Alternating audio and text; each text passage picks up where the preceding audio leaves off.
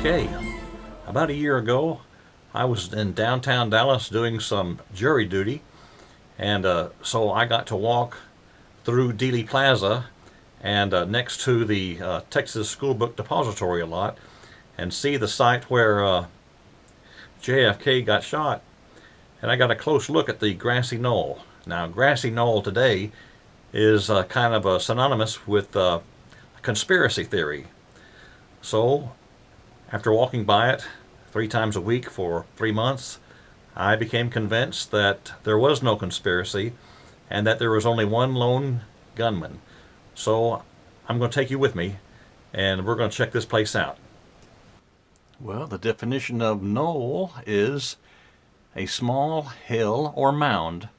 Hillock, mound, rise, hummock, hill, hump, knob, tump, barrow, outcrop, tor, bank, ridge, dune, elevation, and all that stuff.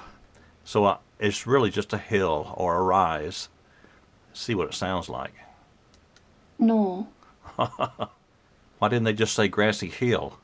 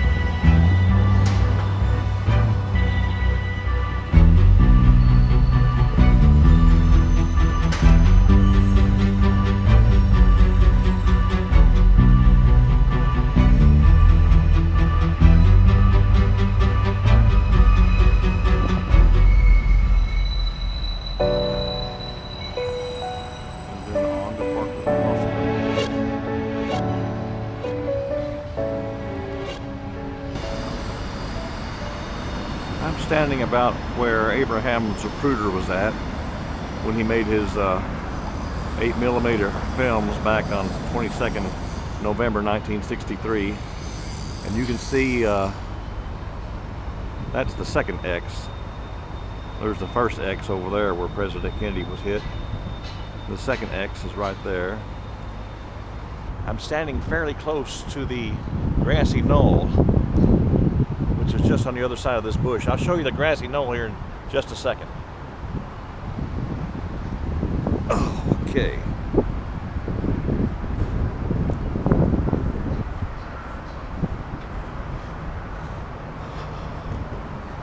Okay, this area we're coming up on is known as the Grassy Knoll, which is nothing but a little grassy hill. Not much to look at. Probably about 50 feet by, 30 yards.